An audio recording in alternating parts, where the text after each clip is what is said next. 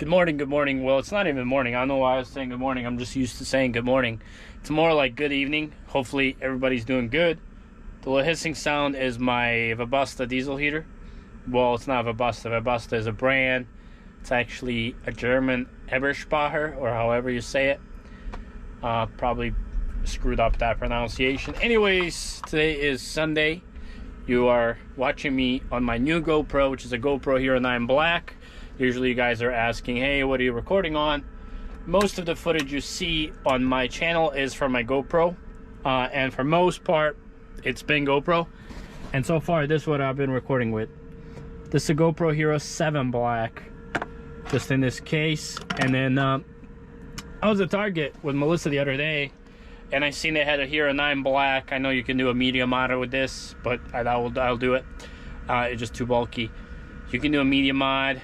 And it was 350 bucks, and I know I can sell this old GoPro for like 150, 160 on Marketplace or something. So I was like, you know what? It's basically gonna end up costing me $200, and when you take into account that I can deduct this on my taxes, that 350, the new GoPro really ends up costing me like $140. So it's like, it's worth the upgrade, even though you probably can't really tell much of a difference, because majority of the things that I use it for, you can't really even tell, because I still shoot in 1080. I don't shoot in 2K, 4K, whatever, 8K, 50K they have, just because it's a pain to process those files. It takes forever, and I think 90% of my viewers watch me on phone to begin with, so nobody really watches this stuff in 4K because it can't load on network. But so I just shoot it in this way, and it works out. But yeah, basically the main thing with this is I have a front screen, so I can see myself. Other than that, there's really nothing else special to it. Let me see here, if you can see yourself. This is basically my setup. It's a GoPro and a hat. You can do a head mount, but I prefer this. So it works out. The display timed out. Not sure why. Let's see here. This thing is like turning green. I'm not sure what's going on there, but the display like timed out. But yeah, we're at the shipper. Hopefully we get loaded pretty quick, and we're gonna get going to Cincinnati, Ohio. We're just loading beer in St. Louis, and yeah, hopefully get loaded up quick here, and then we're gonna get going and catch folks rolling. Yeah, I'm not sure what's going on with this GoPro. Like, the screen is showing me like green marks, but it doesn't show up on recorded video, so it might be just this digital screen. I just got loaded here. I don't know if this GoPro maybe records better at night, if it's clearer or whatnot, but that's how we're gonna record. I was trying to fix this mirror, and I'm gonna have to go to Lowe's and buy some self-tapping bolts. What I do is when I pull off the dock is I lock my yellow, release my red, and bump up my RPM. Bump up my RPM so it airs up faster, and then I'll pull forward.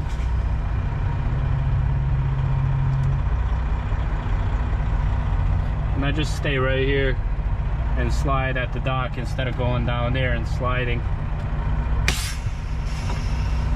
But yeah, let's go strap it up and get going. All right, we are loaded, ready to go. My numbers are good. My pins are all locked in. My numbers weren't completely good on the scale, so I just went off the scale instead of sliding and going back in. After a while, you basically get to understand your axle. I'm sure every trailer is different. My trailer, every hole is about 300 pounds. So per row, you have 2 holes, that's 600 pounds. So basically, like, I had like 2,500 pounds excess on my trailer. So what that entails is, if you divide that by 300, that's roughly 6 holes. 6 holes, and we're talking about per row, so I slide 3 rows. So if I have access on the trailer, I would slide 3 rows back and send that weight over to my drive tires. Whenever I start taking off, I like to drive slow, so let those bags air up. If you just start flooring it right away, you're Their trailer is basically jumping metal to metal, which most company drivers I see doing that don't really give a crap because it's not their equipment.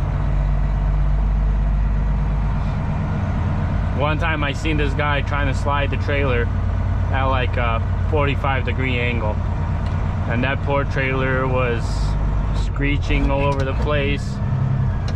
That's a way to screw up your drivetrain underneath your trailer.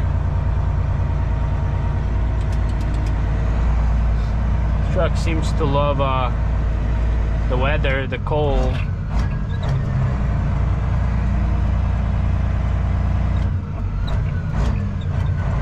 I always try to slow down, but this light won't turn until I'm up here. No point of even giving a turn signal. There we go. Come on. It's pretty nicely loaded, its box beer. I hate when it's kegs. Kegs is the worst.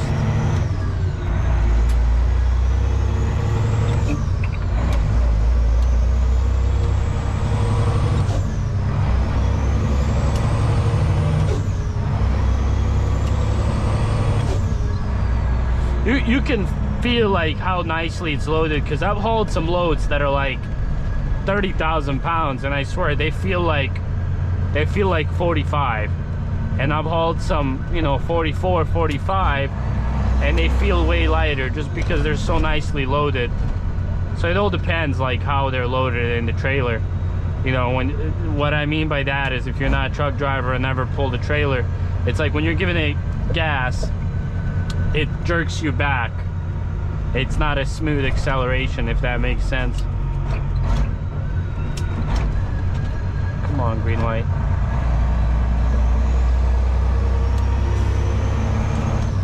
But yeah, I'm sure this mirror is going to be bouncing all over the place because there's no bolt in there at all.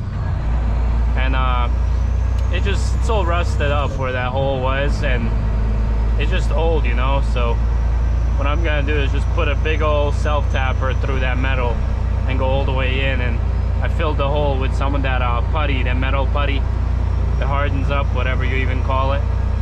It's a nice I don't even know what that is, like Scat Pack, whatever pack, Hellcat. They have so many options and trims for these Dodge Chargers, it's crazy.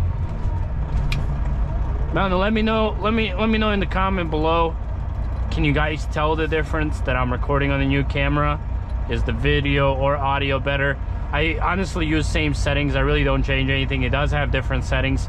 Like, it has this mode where no matter how much you tilt the camera, so if it's sitting crooked on my head, it'll keep the horizon straight, so it'll level up by itself. Yeah, that thing was sounding nice. That's a wide body too. Yeah, that's nice. It's got nothing on my Ranger though. Oh yeah, by the way, if you haven't seen my story or my community tab, I bought a Ford Ranger. I love the truck. I overpaid, to be honest, but it just, like, I like the truck so much. Main thing with the truck is it has underbody rust. All of them do. Finding one without it is like nearly impossible, unless you go somewhere down south, which I could have done at the price point that I paid, to be honest. But this one came by, and I really just, it grew on me so quick, and I was just like, you know what, screw it. The guy from the start was not giving up for less than 11K, and I was like, dude, you're tripping. And I paid $8,500. Even that is high, but again, I really like the truck. And that's a hefty hole. I've been wanting to buy a truck for a minute now, and I've looked at a few options. It was gonna be like an F-250 diesel, but way overpriced, stupid high miles, especially now in this market. I was like, no, screw that, I'm not gonna go that route. And then I was looking at like Nissan Titans, and I was like, okay, pretty damn clean truck. You can get one for like 10, 11 grand, but absolutely horrible on gas, because they are gasoline, they're not diesel. And then I was thinking, like, what about like smaller trucks like Rangers and stuff? And the funny thing is, like, a week before I bought this Ranger, I bought a Mazda B3000, which is basically a Ranger. It's manual, but it's two-wheel drive, and it has no room in the rear. I paid $3,900 for that one. Overall, it's not bad, but it was in pretty rough condition, and I put it up for sale. Hopefully somebody buys it for what I paid, because it was an impulse buy, to be honest. But yeah, basically, like, you're gonna be seeing this Ranger on the channel. I really like the truck, and it's 4x4. It's got a little seats in the back, and it's got a 6-foot bed. It's got a 3.0 6-cylinder, and I don't know, to me it's a great truck. It's pretty decent on gas, and it works out, to be honest. But yeah, other than that, I was looking at like Tacomas, just stupidly priced. I would not pay that kind of money. It's I don't care how reliable it is. That engine still has a crap ton of miles. But yeah, my Ranger is a 98. It's an automatic, as I mentioned, 4x4. But it only has 52,000 miles. But unfortunately, it is a Midwest truck. It was a one owner up until 2019. Up until 2019, it had 40,000 miles, and then some guy bought it, put 10,000 miles on it within, I guess, you know, a year and a half, and then he sold it to a dealer in Missouri. So now it ended up in my hands. But yeah, it definitely comes in handy. Having a pickup is like one of those things I didn't even know I wanted or needed until I got one, and now, like, I don't ever want to not have a pickup again.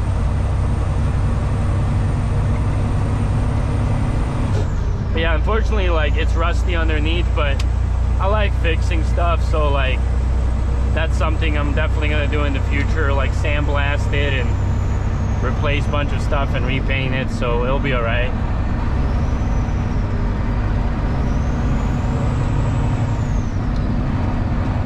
People don't want to let you in, like, you just gotta go. Like, what an asshole. You see me trying to go, like, stop being a douche.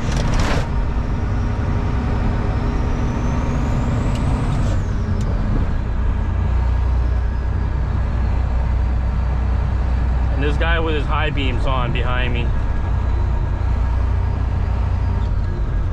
All right, let's turn on my high beams. My lights, they're wired to all four, but my high beams are not on. I mean, you can see the outline right in front of me right here. It does not blind people. You'll see when this guy goes in the front, when I turn on my high beams, how much further out they throw. That's high beams, that blinds. And that's like one thing I made sure whenever I was installing, is I didn't want to be that person on the road. These are just Amazon lights, which they're absolutely great. I've had them for a minute, but they just do not work well in winter, and this guy won't pass me. All right, so that's really the only downside of these lights. But yeah, I'm just gonna stop by Home Depot, get some bolts. Well, in reality, I just need one bolt, and bolt it through that mirror.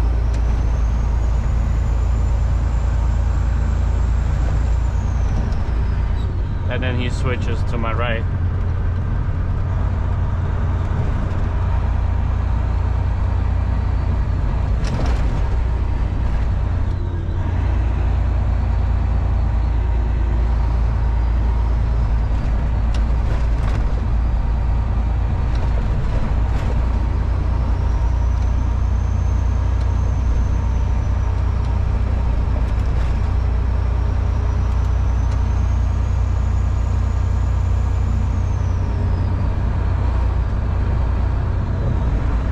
People are passing through St. Louis, they get to this section. I'm not even sure what highway this is, because you have, you know, 55, 70, 64.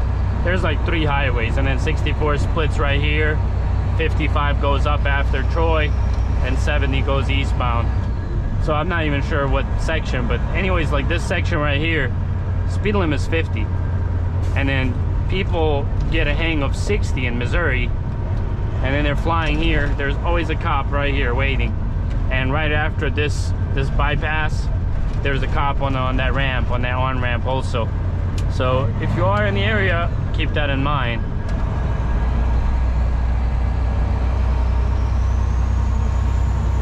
Yeah, folks, not much exciting really going on.